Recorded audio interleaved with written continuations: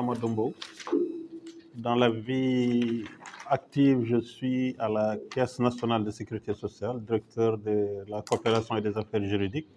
C'est là où je travaille. Et dans le militantisme, j'étais à l'AMDH. Je ne suis plus là-bas, il y a plus de 3 ans, 4 ans. J'avais un peu marqué une pause, mais là, peut-être c'est le comeback. Je reviens avec une association nouvelle qui est dénommée Association mauritanienne pour la citoyenneté et le développement. Notre axe, nous avons plusieurs axes de travail. Parmi ces axes, il y a la migration et le développement. Et je coordonne un réseau ouest-africain qui s'appelle Réseau ouest-africain pour la défense des droits des personnes en mobilité et qui couvre actuellement 10 pays de l'Afrique de l'Ouest. La Mauritanie, le Sénégal, le Niger, la Gambie, le Mali, la Côte d'Ivoire, le Togo, le Bénin, le Burkina Faso. Voilà, je pense que j'ai fait le tour. L'originalité de ce réseau est qu'il est essentiellement créé par les organisations CID, sans accompagnement pour l'instant vraiment du Nord, sauf une seule organisation allemande qui nous a soutenus dès la création de ce réseau. L'association allemande qui nous a soutenus s'appelle Medico International. Et à partir de l'année passée aussi, nous avons eu un autre soutien, c'est Pain pour le Monde, qui est aussi une association allemande de l'Église. Notre axe au niveau du réseau, c'est faire du contentieux stratégique par rapport aux violations des droits des personnes en migration. Quand on dit personnes en migration, on met et les femmes, les enfants et toutes les catégories de personnes en mobilité. Et nous avons déjà réalisé quelques activités par rapport au renforcement des capacités des organisations membres sur le concept du contentieux stratégique. Qu'est-ce qu'il faut comprendre par ça? Par où commencer? Comment le faire? Et j'ai signé un mémorandum d'accord avec l'Institut africain du développement et des droits de l'homme et du développement qui est basé à Banjul, IRDA, qui a une spécialité d'avoir que des avocats qui ne font que du contentieux. Et peut-être que c'est pour la première fois qu'eux aussi, ils interviennent dans le contentieux par rapport aux questions migratoires. Ils étaient beaucoup plus sur les droits de la femme, droits des enfants, droits des personnes en handicap, etc., etc. Et donc, on vient de terminer ces sessions de formation, de renforcement des capacités sur le contentieux stratégique. Après, on a lancé une étude pilote sur les PDI, les personnes déplacées internes.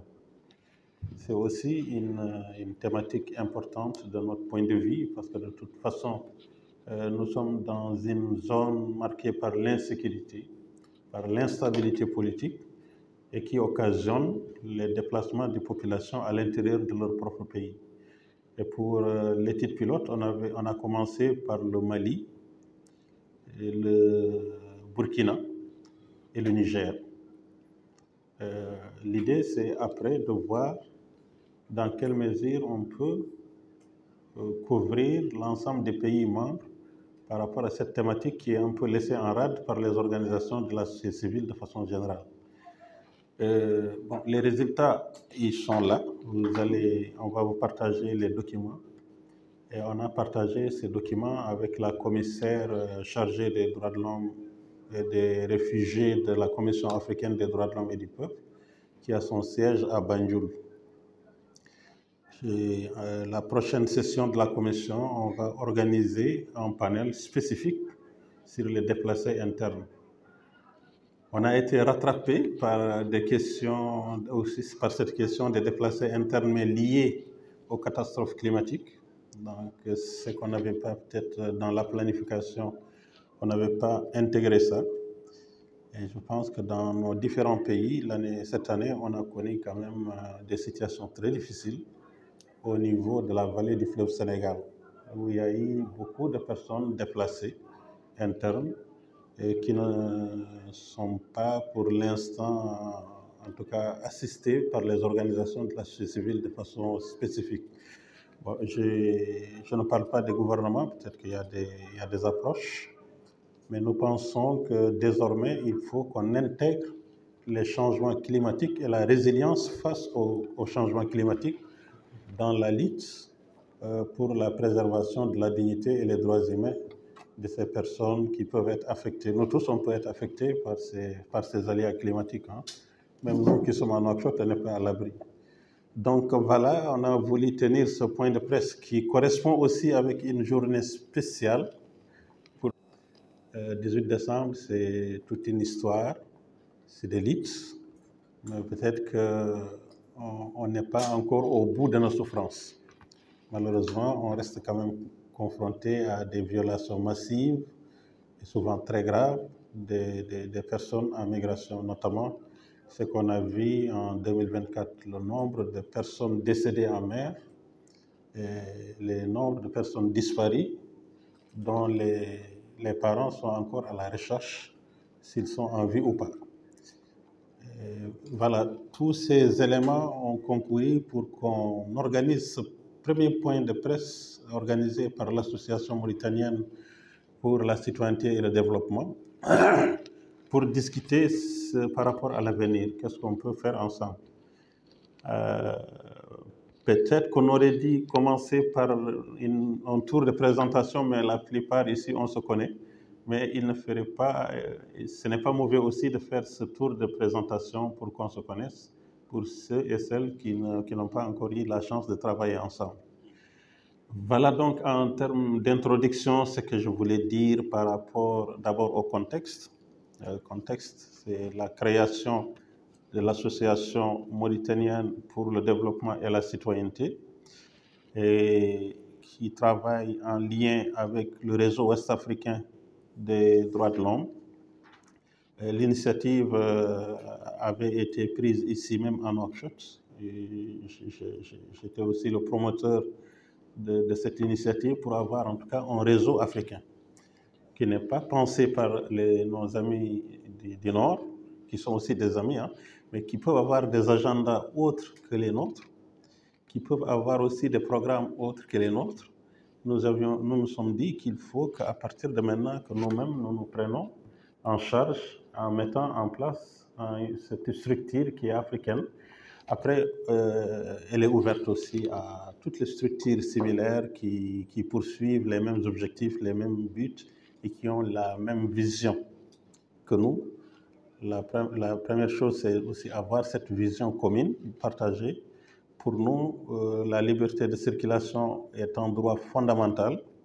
Le droit à la mobilité est un droit fondamental. Personne ne doit être privé de ce droit-là.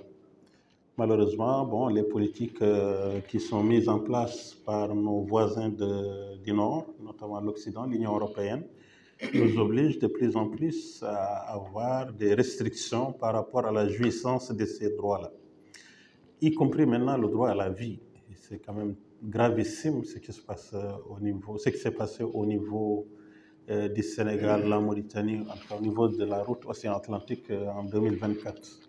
Il y a eu énormément de décès, énormément de disparitions, énormément de douleurs que rien ne peut expliquer. Et je pense que les responsabilités sont partagées, c'est aussi l'Occident, mais aussi à nos États. Et je pense que là, vous et nous, la presse, la société civile, les acteurs de la société civile de façon globale, mais également les migrants, si on se met en synergie, on peut quand même peut-être arriver à faire bouger les lignes. Ça, c'est notre idée. Même si on ne peut pas tout changer, on peut quand même remettre en cause certaines pratiques qui sont contraires aux droits de l'homme, aux droits de la personne humaine de façon globale.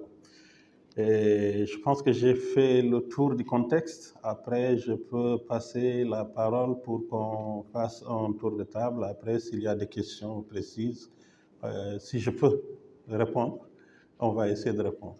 Voilà, merci.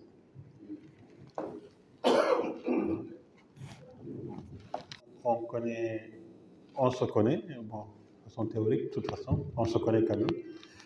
Et je pense que pour revenir par rapport au remerciement de Chongan, c'est moi qui devais vous remercier, parce que je travaille avec vous pendant plusieurs années et je sais ce que vous avez donné à la communauté sénégalaise en particulier quand vous étiez à l'hôpital national, mais aussi en général aux communautés étrangères.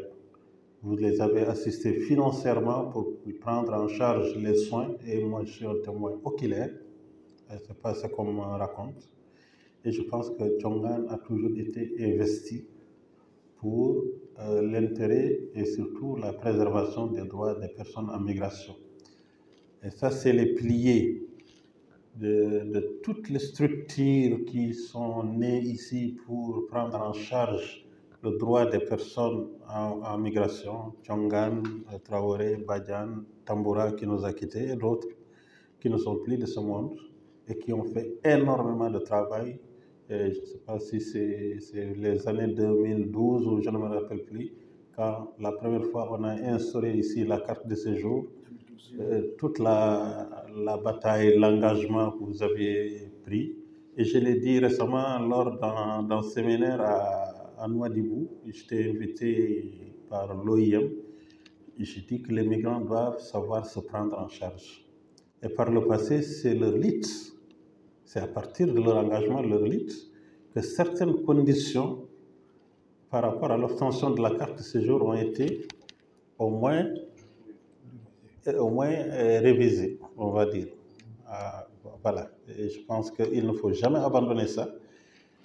Et malheureusement, 2024, il y a une nouvelle loi qui a été prise par la Mauritanie sous la pression de l'Union européenne. Et cette loi aura des conséquences de toute façon, parce qu'on avait créé des tribunaux spéciaux pour juger les pratiques esclavagistes, etc. Maintenant, on a mis dans ça le trafic illicite des migrants. Il faut comprendre ça et voilà. Et je pense qu'il faut être très prudent et voir comment on va travailler avec les responsables, les élus, les députés, que j'ai invité le 24 décembre pour parler avec eux par rapport à ces lois et leurs conséquences sur les personnes en migration. Probablement, il y aura la réactivation de la carte de séjour. Est-ce qu'ils vont tenir en compte de ce qui a été conclu ou est-ce que ça va être encore rendu, ça pourrait être encore plus difficile? Dans tous les cas, on ne sait pas, c'est des choses qu'il faut suivre de très près. Et je pense que nous sommes dans un monde qui bouge beaucoup. Bon, côté mauritanien, on s'attend à beaucoup de refoulements à partir des États-Unis d'Amérique, à partir du mois de janvier-février. On a eu une discussion au niveau du ministère, comment faire face à ça. Et malheureusement, ça ne va pas concerner que la Mauritanie. Ça ne va pas concerner que la Mauritanie. Ça pourrait aussi concerner les autres pays de la sous-région dont les ressortissants avaient été partis par le truc de, comment on appelait ça, le Nicaragua. Et je pense que malheureusement, à partir du mois de janvier, il y a de grosses craintes. Bon, peut-être que ça va être seulement la politique. Mais bon, on ne sait jamais tout. Et ensuite, il y a la droitisation de l'Union européenne. Dans tous les pays, c'est la droite qui gagne les élections. Et la thématique de la migration est mise en avant dans les différents. Et là, on comprend aussi la perception des populations du Nord par rapport aux migrants. Voilà, c'est vraiment un discours qu'il faut déconstruire. D'abord, la migration africaine, elle est intra-africaine. Ce n'est pas ce qu'on présente au niveau des télévisions ou des médias. Les Africains voyagent à l'intérieur de leur propre continent. Après, il y a des difficultés même entre nous, hein, pour être honnête, parce que bon, peut-être qu'il y a trop de contraintes pour aller d'un pays à un autre en Afrique. Peut-être qu'il faut aussi travailler sur le protocole additionnel de l'Union africaine sur la liberté de circulation des personnes et des biens. Il y a des instruments qui existent, il faut juste savoir comment travailler avec. J'avais fait une pause de 3 ans pour voir un peu le tissu associatif mauritanien, mais avec beaucoup d'amertume, je constate un recul par rapport à l'engagement que nous avions pris ensemble, beaucoup de recul. Et je ne critique aucune agence, mais aussi il y a des agences qui captent les fonds fiduciaires notamment, qui ne parviennent jamais aux destinataires principaux que sont les migrants et les personnes en mobilité.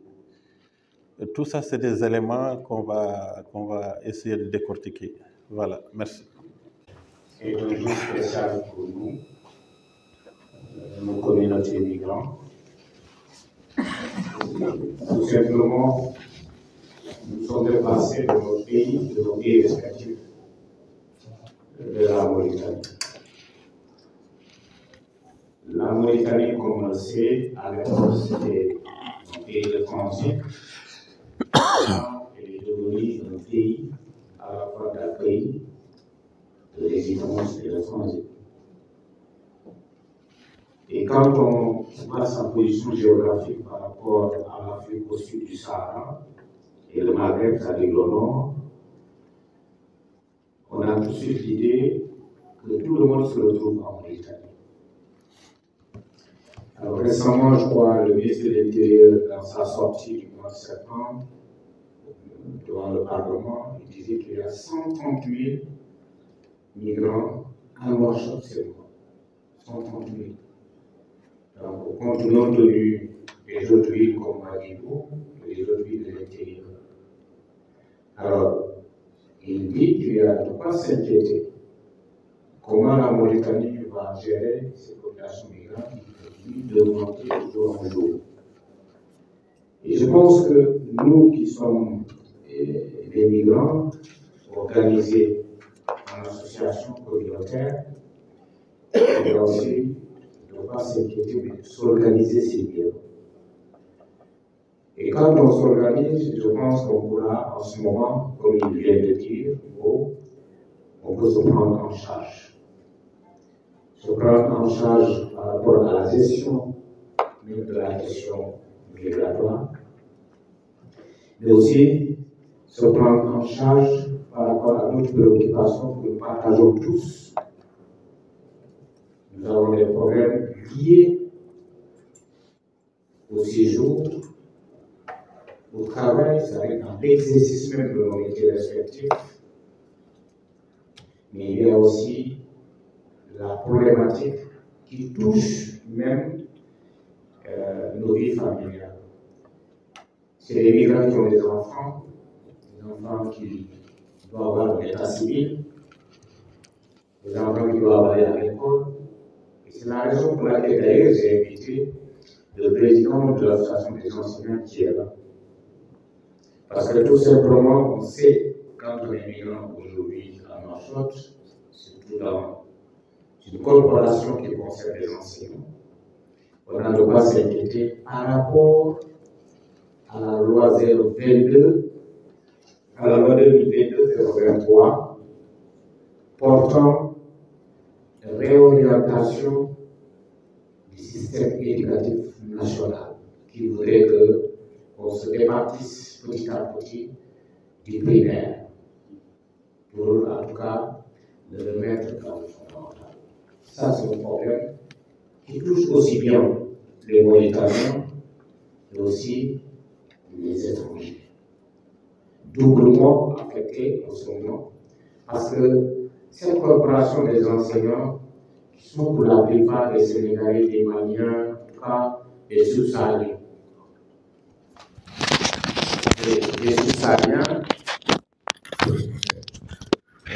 donc, commence à s'inquiéter. 2 ans déjà passés, à peu près, il reste 3 ans, ces enseignants seront en chômage. Alors, du côté mauritanien, on s'inquiète parce que le système est en train de s'arabiser. Pour ceux-là, une partie des Mauritaniens commence aussi à en parler, à douter de l'avenir éducatif de leurs enfants. C'est compliqué. Si c'est compliqué, c'est les Mauritaniens, c'est beaucoup plus compliqué, c'est les migrants qui vont partir en chômage, les enseignants, mais également leurs enfants qui ne pourront peut-être avoir pas une bonne éducation au niveau du préscolaire. Parce que la loi prévoit la limitation, c'est-à-dire qu'on enlève tout ce qui est du fondamental, on remet au public, mais on accorde une dérogation à certaines écoles consulaires. C'est la loi qui le dit, hein. Si vous lisez la loi, c'est comme ça, dans son article 50. Alors, c'est des écoles consulaires, comme on les appelle, comme la France, la Turquie, etc., comme vastes écoles, parce que tout simplement, ils disent que c'est des pays qui auront une relation dont on va apprécier les relations bilatérales.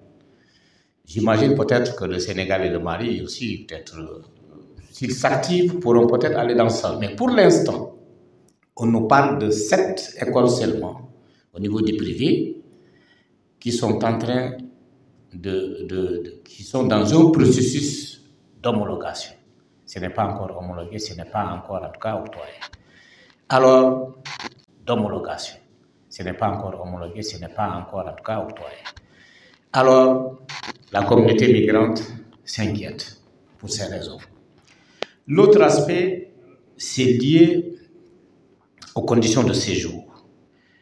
Comme il l'a dit, depuis 2012, quand la Mauritanie a instauré la carte de séjour pour tout étranger vivant sur son sol, alors ça a créé un imbroglio total au niveau des communautés migrantes. Parce que les conditionnalités exigées pour obtenir ce sésame n'est pas à la portée de n'importe quel étranger. Tout simplement, les 90% de ces communautés vivent dans le secteur informel. Alors, qui dit secteur informel dit privation de peut-être d'un emploi qui te demanderait peut-être, qui t'exigerait d'avoir un contrat.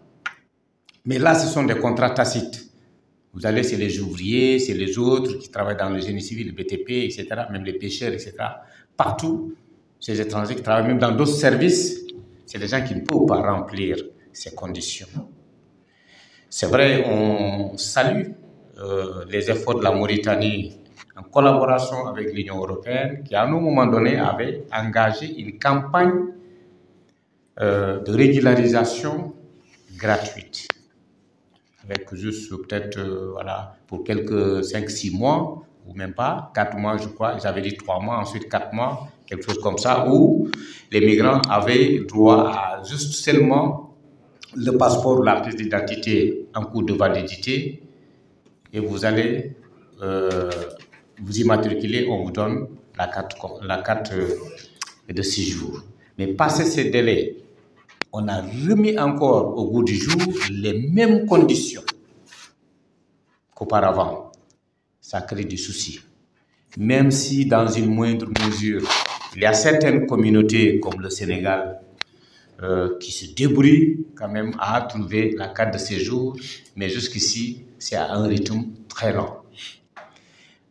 Or, les communautés migrantes souhaiteraient, puisqu'elles sont liées par un destin qui les a menés en Mauritanie, qui leur fait résider en Mauritanie, on souhaiterait quand même que la Mauritanie quand même essaie en tout cas de revoir cette copie par rapport aux conditions exigées pour l'obtention de cette carte de séjour. Ça faciliterait en tout cas la vie, le séjour de ces migrants. Et on demandera aussi les ONG qui travaillent sur la thématique de la migration d'accompagner les migrants dans leurs préoccupations. On a toujours travaillé avec, il l'a dit tout à l'heure, avec ces ONG qui nous ont accompagnés parfois au niveau de la justice, principalement quand les migrants avaient des démêlés judiciaires. Il y avait au niveau de l'AMDH et de certaines, de la FCF, en tout cas certaines ONG qui accompagnaient les migrants dans leurs préoccupations judiciaires. À un moment donné, on ne sait pas qui est qui. Dans la société civile mauritanienne qu'on connaît bien, on fait la même chose. Tout le monde fait la même chose. Et du coup, Cette autonomisation dont il faisait allusion ici, pour la communauté migrante, de façon générale, ne pouvait pas se faire. Parce que, vous savez, pour qu'on s'autonomise en Mauritanie, il faut être en règle. Il y a des problèmes pour être en règle. Quand vous créez une association, on vous dit, voilà, pour avoir un récépissé, il faut la carte de séjour, sachant qu'en amont, la carte de séjour exige certaines conditions, ça cause problème. Qu'allons-nous faire? Aujourd'hui, la journée 18 décembre, c'est la journée. Mon principe fondamental, c'est de dire les choses directement. Je ne passe pas par le dos de la cuillère. Et il faut reconnaître aujourd'hui, aucune communauté migrante en Mauritanie ne peut se faire défendre que par soi-même, que par elle-même. Aucune communauté.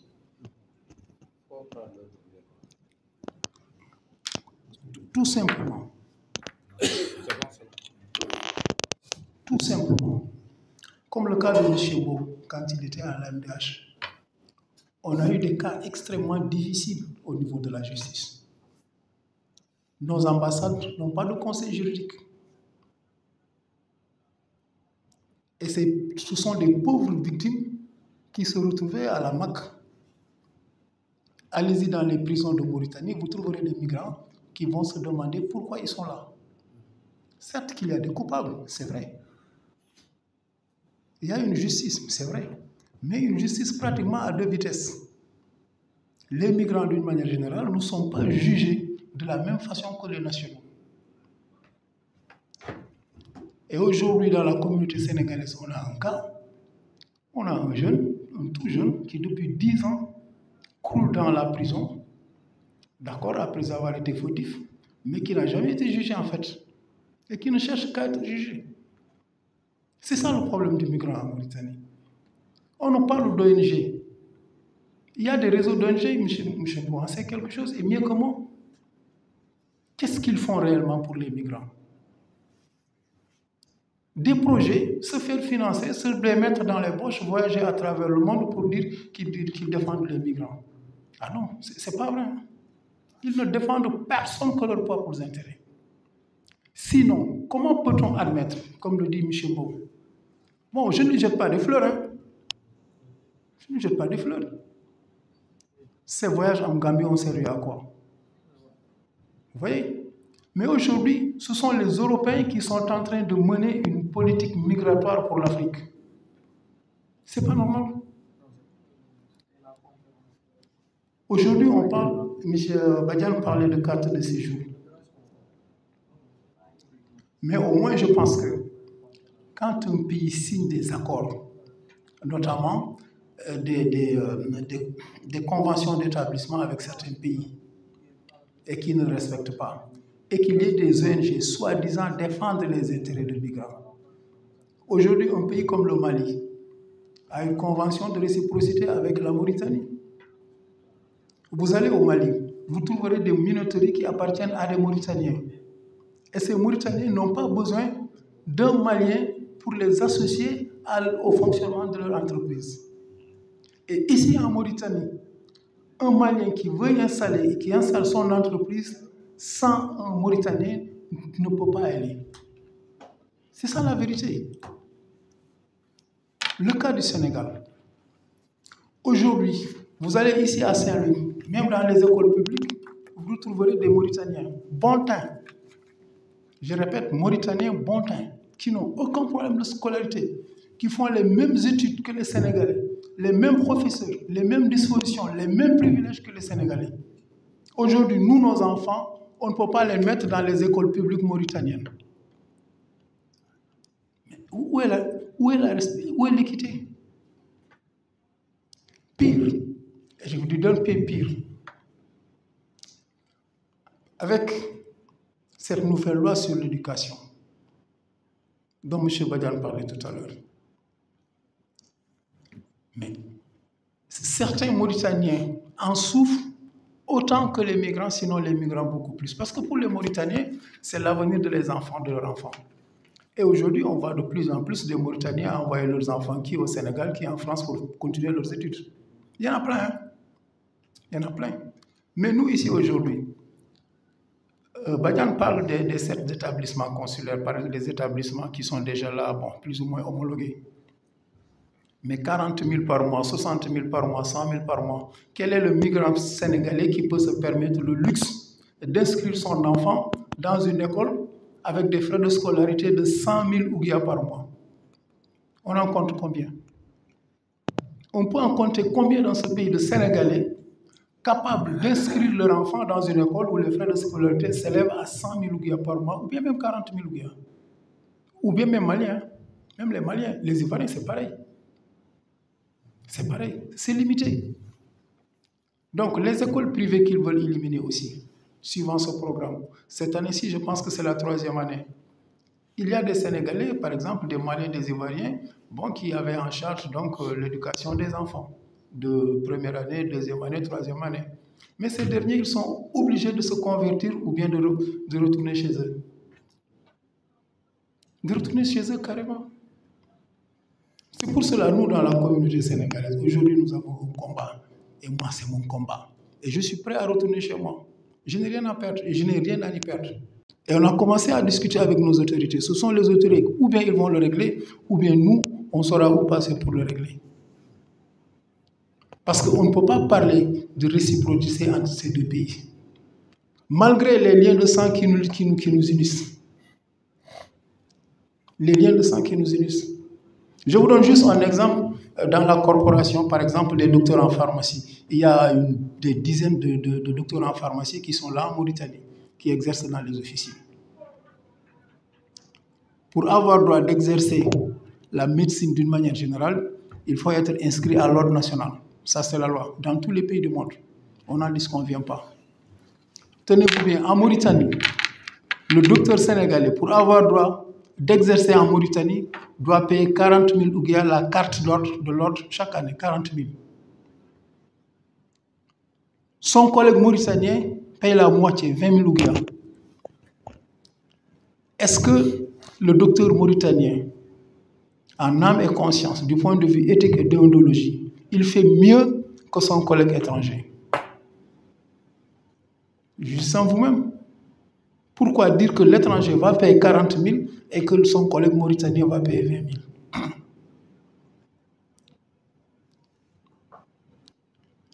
Et ceci, c'est à tous les niveaux. Hein. Les droits de l'homme, ça, je peux vraiment en citer à... Aujourd'hui, on a vu ce qui se passe déjà avec les fameuses écoles consulaires. C'est triste, mais il faut le dire. L'autre jour, nous avons rencontré le ministre sénégalais de l'Éducation nationale. Mais quand on lui a fait savoir que les frais d'inscription pour passer le bac français en Mauritanie, c'est 480 000 ouguiya, à peu près 1 million CFA. Alors que tout juste à côté à Dakar, c'est à peu près 30 000 CFA, semble-t-il. Et au Mali, c'est juste 100 000, je pense, 100 000. Et en Mauritanie, il faut presque 480 000. 480 000. La première partie, c'est 420 000. Le brevet, 360 000. Mais autant dire, ne plus avoir de migrants en Mauritanie. Et aucun pays au monde ne s'est développé sans l'apport de migrants. Je commence par le Japon et les États-Unis. Et même la Corée. Et même la Russie. Et cette Mauritanie s'est développée en partie grâce à l'apport d'étrangers aussi. Il faut le reconnaître. Nous, notre lutte est très simple.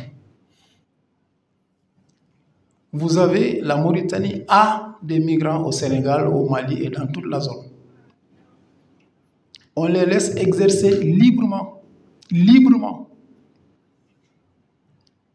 Si vous allez aujourd'hui à Ziguinchor, il y a un Mauritanien qui occupe un marché très important et qui n'est pas dérangé. Il est en très bonne relation avec la justice, la gendarmerie et l'administration sénégalaise. Il s'enrichit comme ce n'est pas possible. Les Sénégalais ne s'en occupent pas. Mais ici, même pour conduire une voiture librement dans ce pays, c'est un problème. Il n'y a pas 2 semaines, on a arrêté un Sénégalais, ouvrier, qui descendait avec sa voiture.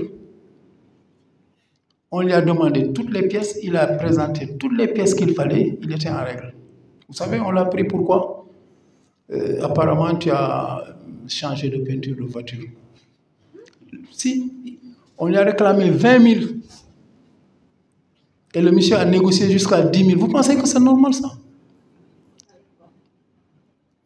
10 000 qu'il a payé. Il a payé. Alors qu'ici à côté, il y a des Mauritaniens qui ont des parcs d'automobiles chez eux. Ils ont des maisons à Saint-Louis. Ici à Saint-Louis, il y a des quartiers qui ne sont habités que par des Mauritaniens. Et nous, ici en Mauritanie, moi par exemple, je n'aime pas personnifier souvent les débats, mais avant de citer un autre, il faut parler de soi-même d'abord. Je suis dans ce pays depuis combien de temps? Et je suis heureux et fier d'avoir contribué à la formation de centaines de sages-femmes d'État, d'infirmiers d'État, d'IMS et même de techniciens supérieurs. C'est moi qui ai assuré le module de la cardiopharmacologie. Bon, sans compter les délégués médicaux, les auxiliaires en pharmacie et bien d'autres choses encore que j'ai eu à entreprendre dans ce pays. Je peux me sentir mauritanien comme tous les autres. Et même pas ça, j'ai parlé de problèmes de sang pour en finir. Je peux me réclamer mauritanien, moi. Du côté maternel, mon grand-père vient de Dimat. Et sa famille se trouve pratiquement à Tekan. Une autre partie de ma famille vient de Ndiago, de la tribu de Samba Norfal, Samba Brahim Norfal. C'est notre aïeul. Je peux dire que je suis mauritanien. Mais ces gens-là qui sont au nord et qui veulent nous diviser et qui veulent gérer le gouvernement, la gouvernance migratoire en Afrique, mais ce sont eux qui nous ont séparés en Mauritaniens et Sénégalais. Moi, si je pars avec Michimbo tout de suite aux États-Unis et en France, mais personne ne dira que lui, il est Mauritanien, moi, je suis Sénégalais. On est des Africains. Je pense que c'est comme ça qu'on peut résoudre le problème de la migration en Mauritanie, se dire la vérité les yeux dans les yeux. Et que désormais, en tout cas nous, du côté de la communauté sénégalaise, nous allons poser nos problèmes et nous allons chercher des solutions.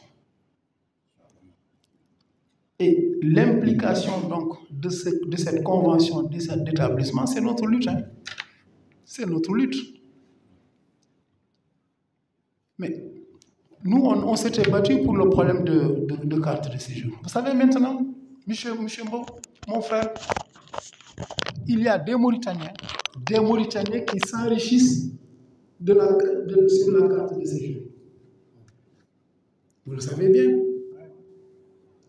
Il faut non seulement les frais, c'est 30 000, mais il faut parfois 20 000 de plus ou 30 000 de plus pour avoir une carte de séjour. Sinon, vous allez passer des mois à faire des allers-retours inutilement.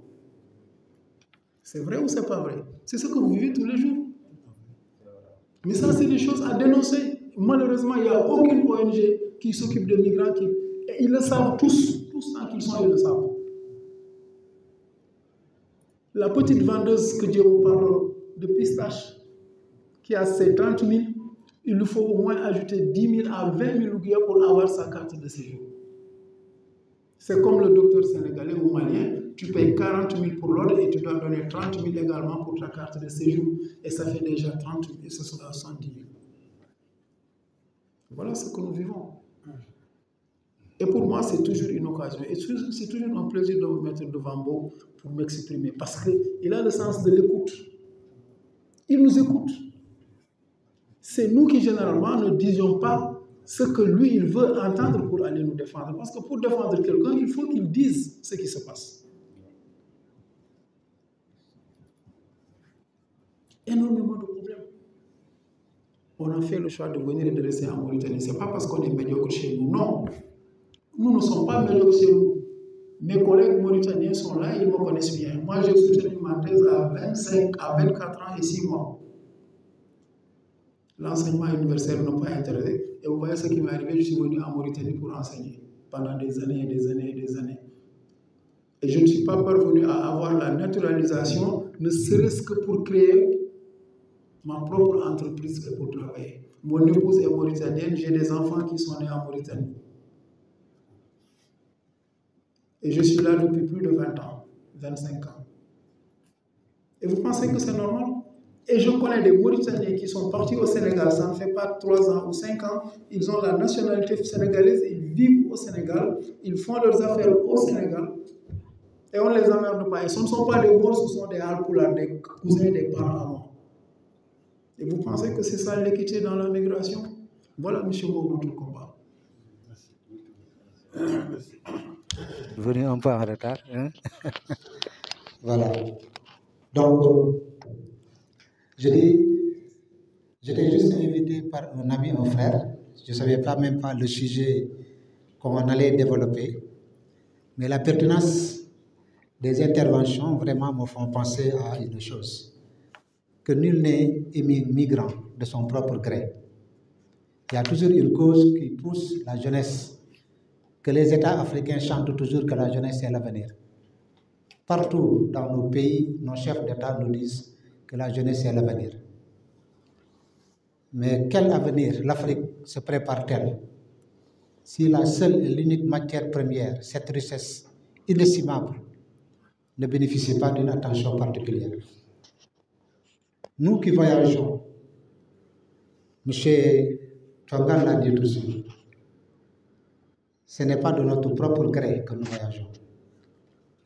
C'est qu'on nous a fait comprendre que nul n'est mieux que chez soi. On aimerait bien rester chez nous. Mais le destin a son dernier mot sur notre vie. Les États nous ont offert des écoles, on a appris. Des collèges, on y a été. Des universités, on a appris. Mais dans le monde du travail, les jeunes ont l'impression d'arriver dans une société où les places sont déjà occupées, d'être des gêneurs qui dérangent. Et comme la terre est la terre des hommes, on a pensé que l'enseignement où je suis, qu'il soit public ou privé, c'est un enseignement à vocation universelle qui peut s'exercer partout dans le monde. Et comme c'est l'instinct de conservation qui nous maintient en vie, chacun veut vivre, et chacun veut bien vivre, on a pensé aller essayer de chercher des horizons meilleurs. Donc c'est la raison pour laquelle beaucoup de gens, pour améliorer leur vie, essayent de quitter leur pays pour aller retrouver des zones où ils pourront mieux gagner leur vie. Donc c'est cet objectif que tous les jeunes, femmes, adultes, enfants, tout le monde bouge. S'il n'y a pas une migration forcée, ça veut dire suscitée par les conflits que M. avait dit tout de suite, les conflits qui nous poussent forcément à quitter notre pays.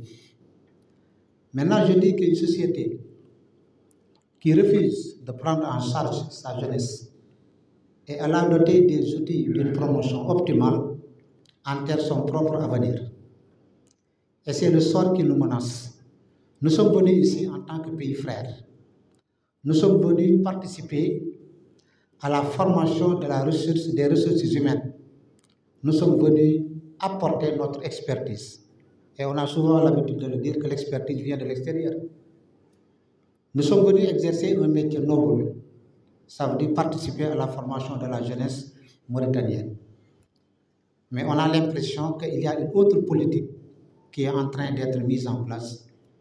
C'est du nationalisme. Nous d'abord.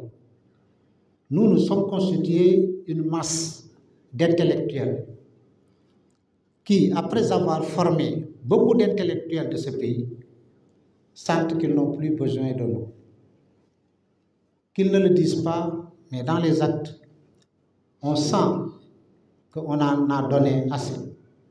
Et les étrangers qui sont dans mon domaine de l'enseignement sont divisés presque en 3 groupes. Il y a des gens qui ne s'en sortent pas. Ils sont là, ils vivent au jour le jour. C'est la routine. Il y a des gens aussi qui en ont assez parce qu'ils ont tellement duré ici, ils n'ont pas pu vraiment réaliser quelque chose par rapport à leur objectif. Donc, ils sont constitués une masse, une grande masse facilement manipulable et gérable. C'est ce qu'on dit que on nous use, on nous utilise comme moyen d'enrichissement. Nous qui sommes enseignants, les promoteurs qui sont là nous utilisent, nous font travailler jusqu'à l'épuisement parce qu'il n'y a pas de contrat de travail. Le seul contrat, c'est le contrat de confiance et de rentabilité. c'est un secteur informel et un travail saisonnier. C'est ça qui nous empêche vraiment de réaliser notre vie. Nous travaillons dans des écoles, on fait 8 mois sur 12. Donc c'est le travail du cultivateur. Il y a la saison, il y a l'hivernage et la saison sèche. Et pendant la saison sèche, vraiment nous épuisons toutes nos économies. On est obligé de revenir. Voilà, donc je pense que c'était une petite intervention par rapport à la situation des migrants. Merci bien. Moi, je m'appelle Seyni Diassi. Ici, c'est le niveau de communauté Guinée-Bissau. C'est aujourd'hui le premier jour que je viens être réunion avec les gens. Donc, nous, on n'a pas beaucoup de paroles. On est en train d'écouter les gens parce qu'on n'a pas encore rentré dans le programme. Donc, il faut écouter d'abord qu'est-ce que les gens sont en train de parler. Mais quand même, on a certaines choses qu'on veut demander. Pourquoi? Premièrement, notre ambassadeur qui vit ici en Mauritanie, travail qu'on est en train de faire ici pour la communauté étrangère qui est ici en Mauritanie. À propos de carte de séjour, combien d'années étrangers il est en train de fatiguer ici à cause de carte de séjour. Après, si tu sacrifies, tu pars au travail, tu travailles, un peu de l'argent que tu gagnes, tu investis ça tout pour sortir les cartes de séjour, tu deviens un étranger légal. Comment on est en train de réclamer. Encore, même si on t'a trouvé encore 19h ou 20h, il va te ramasser avec le même séjour que tu as sacrifié. Moi, ça, toujours, je ne comprends pas ça. Ça, c'est dépasser les bornes. Donc, encore, ramasse au Mauritanie ici, 19h, 20h, même si tu quittes pour aller chercher les manger, il va te ramasser. Tu vas aller dormir dans la poste de police. Pour quitter là-bas, il faut que tu payes d'abord l'argent. Moi, toujours, ça, je ne comprends pas ça. Donc, moi, j'aimerais que tous les représentants communauté étrangère qui est ici, on parle avec notre ambassadeur, on ferme pour les étrangers, pour faire le bon travail, pour les étrangers n'a qu'à vivre ici aussi tranquillement. Parce que moi, je vois comme nous, au Guinée-Bissau, si Mauritanien il part de Guinée-Bissau pour aller faire le commerce là-bas, pour vivre là-bas, s'il a fait 5 ans ou bien 6 ans seulement, il va gagner les comment ça s'appelle, nationalité. Mais ici au Mauritanie, même si tu vis ici 100 ans, tu ne peux pas gagner de nationalité. Mais pourquoi? Lorsqu'il y a beaucoup de Mauritaniens dans le pays étranger, ils vivent là-bas tranquillement, ils gagnent une nationalité, ils font tout ce qu'ils veulent comme citoyens là-bas. Mais pourquoi étrangers qui viennent vivre au Mauritanie, ils ne peuvent pas vivre en paix? Moi, toujours, ça m'a étonné. Donc, vraiment, moi, je voulais qu'on parle avec notre ambassadeur. On n'a qu'à faire son travail ensemble avec nous. Merci beaucoup. J'ai terminé ici. L'accès à l'état civil et les contraintes liées peut-être à l'éducation des enfants de façon générale. Quelle est la solution ou les solutions que l'organisation de M. Mbao propose face à ces différentes doléances? Nous, les organisations de la société civile, c'est nous tous qui devons nous mettre en synergie pour pouvoir d'abord porter ces problèmes au niveau qu'il faut, informer qui de droit et travailler de façon continue, mais pas de façon discontinue, mais de façon continue pour faire le plaidoyer, parce que nous, c'est au niveau du plaidoyer qu'on peut agir, mais on ne peut pas faire le plaidoyer sans vous, sans la presse, mais surtout sans les migrants eux-mêmes. Moi, j'ai toujours dit, et c'est ma conviction ultime, que le migrant doit être au cœur de la lutte pour la préservation de ses droits. Les organisations nationales doivent les accompagner et pas se substituer à ces organisations-là, des organisations des migrants. Parce que c'est justement ça qui crée des conflits et des problèmes. En se substituant aux organisations des migrants, on monte des projets.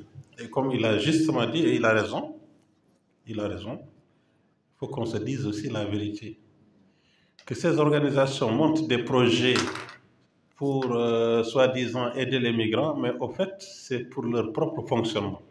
Et on oublie le migrant. Or, dans la démarche que j'ai toujours développée avec eux, c'est vraiment qu'ils soient devant. Et travailler, comme on l'a dit quelqu'un, avec les consulats et les ambassades. Moi, j'ai toujours dit qu'il faut responsabiliser vos représentations diplomatiques. Et on avait organisé plusieurs modules pour les consulats, ici même à Nouakchott, par rapport à cette question de séjour, de l'enseignement, etc., etc.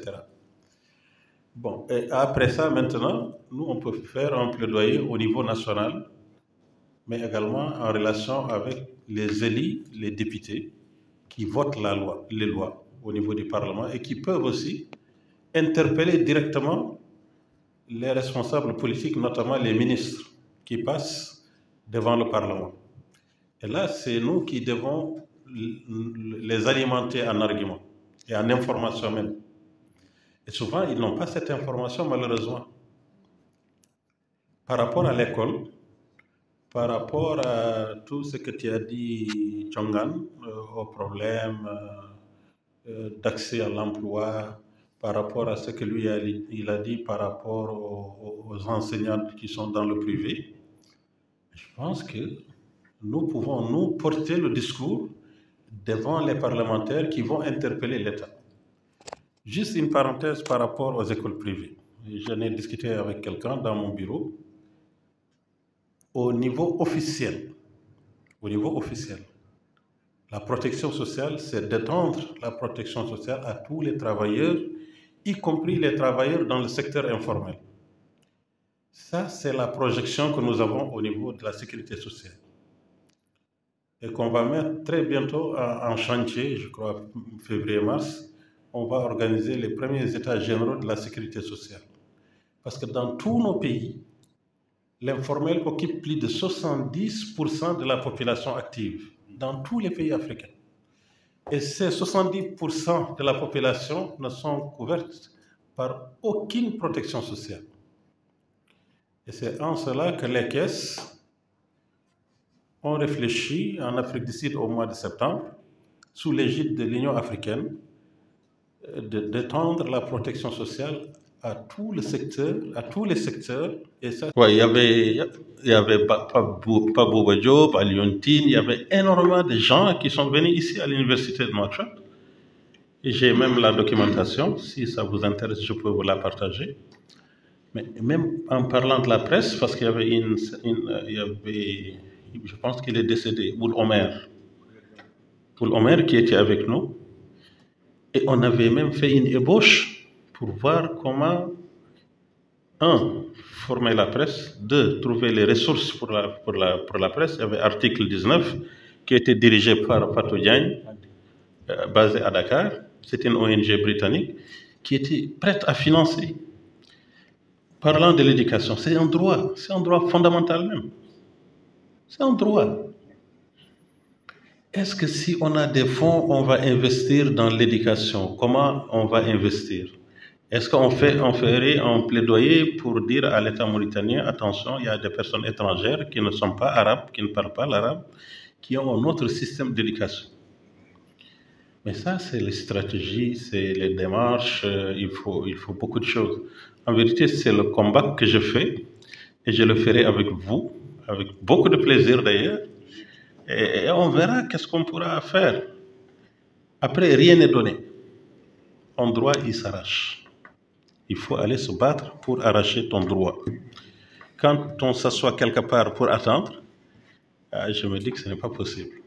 Bon, je pense qu'on a fait quand même... Encore pour la dame qui vient juste d'arriver, c'est Yassine Diko, responsable au niveau de la communauté sénégalaise, en même temps présidente association Solidarité et Partage. Bon, moi je voulais contribuer un tout petit peu dans le domaine de la migration. Mais pour dire, la Mauritanie est dans son rôle. Il fait son rôle. Moi, ce que je vois, il fait son rôle. C'est nous qui sont des migrants qui ne font pas notre rôle. Parce que, de un, il faut nous unir d'abord. De deux, il faut se battre. Il faut se battre parce que on laisse toujours aller. Il y a beaucoup de laisser aller. Et ça, il ne faut pas le faire. M. Djongan l'a dit tout à l'heure. Le problème du taximan. Moi, je dis toujours, il faut pas laisser. Parce que c'est pas tout ce qu'on te fait, tu acceptes. Moi, c'est ma logique. De deux, je parle avec M. Mbao parce que tout le temps on fait des ateliers, on invite les communautés à venir participer tout le temps, les ONG. Mais nous, on ne voit pas notre intérêt sur ça. À chaque fois, c'est les ONG qui s'en bénéficient. Et ça, il faut dire basta. Nous, on ne va plus, nous en tout cas au niveau de la communauté sénégalaise, nous allons nous battre et nous allons dire non. Nous allons dire non parce qu'on va régler le problème des 4 séjours parce que c'est un problème. Même les modalités pour avoir la carte séjour, les gens ne le connaissent pas. Des fois, on te dit ça, d'autres jours, on te dit ça. Tu déposes ta carte séjour, tu n'arrives pas à récupérer ta carte séjour. Vous voyez ce qu'ont fait nos compatriotes marchands ambulants. L'autre jour, j'étais au marché, une dame qui a vendu des poissons. Le policier, il a pris les poissons, il a jeté ça sur la route. Même si c'est pas légal aussi, mais ce qui est vilain, c'est que tu es un humain comme lui, ou bien comme elle. Moi, ce que je trouve, il faut se battre. Nous les communautés migrantes, il faut s'unir et se battre. Moi, je n'ai jamais vu les communautés faire des manifestations pour savoir dire non. Et ça doit avoir lieu. Ne comptons plus, mon frère, sur nos ambassades. Nos ambassades ne font pas leur rôle. Il faut nous, les responsables des communautés. C'est nous qui devons nous battre. C'est nous qui devons savoir régler, gérer nos problèmes. Parce qu'ils sont comme les ONG. Les ambassadeurs, ils sont comme les ONG. C'est leur propre intérêt qui sont ici. Cherchent leur propre intérêt. Moi contribuer, c'est sur ça. Et merci. Je voulais juste dire un mot par rapport à ta thématique au niveau des communautés mauritaniennes. Et je vous dis très sincèrement, il y a une organisation qui s'appelle Hollande. Moi, je n'ai jamais été là-bas, mais qui manifeste pratiquement quotidiennement, ou en tout cas pratiquement chaque semaine, devant l'Assemblée, devant le ministère, pour protester contre cette réforme. La première chose, il faut essayer de vous joindre à cette organisation-là et voir qu'est-ce que vous pouvez apporter en termes de soutien. Ne vous exposez pas. Il ne faut pas vous exposer. Ceci dit, je pense que nous pouvons encore débattre sur ces questions. Tout d'abord, je vous remercie, les journalistes qui avaient accepté volontiers de venir couvrir cet événement, qui est pour nous un événement important parce que c'est notre rentrée officielle dans le cadre des ONG nationales sur la protection de la citoyenneté, développement et migration. Mille merci et on ne saurait pas vous remercier. Et merci pour les doyens qui ont aussi sacrifié leur temps ô combien utile pour venir se joindre à nous à l'occasion de cet événement, surtout à l'occasion de cette journée. Merci aussi aux différents représentants des communautés, en dépit des charges, parce que c'est le 18 décembre, il y a énormément d'événements qui se passent, mais malgré tout ça, vous avez quand même tenu à nous honorer de votre présence. Ibou Badiane, merci beaucoup pour avoir organisé cet événement. Merci doyen Bouakar et Sidiki. Je vous invite à vous approprier des études pilotes qu'on a faites sur les personnes déplacées internes au Mali, au Niger, au Burkina, pour un peu avoir au moins une idée et voir si on peut développer cette étude au Sénégal, par exemple. Mignan avait proposé la Casamance. Et bon, on se disait que peut-être c'est un conflit qui est en phase de résolution, mais peut-être qu'il faut le faire. Et il avait parlé des impactés d'ITER et de BRT qui ont été déplacés par le fait de ces travaux, qu'il faut voir aussi à quel niveau on peut intégrer toute cette dynamique des personnes déplacées internes au Sénégal. Ici aussi, on a vu des inondations. Bon, certainement, on va profiter de ça. Encore une fois, merci beaucoup et toutes nos excuses pour vous avoir retenu aussi longtemps. Et à la prochaine fois, Inch'Allah, on va faire une planification ensemble et voir à quel niveau on peut intervenir et qu'est-ce qu'on peut résoudre. Merci beaucoup.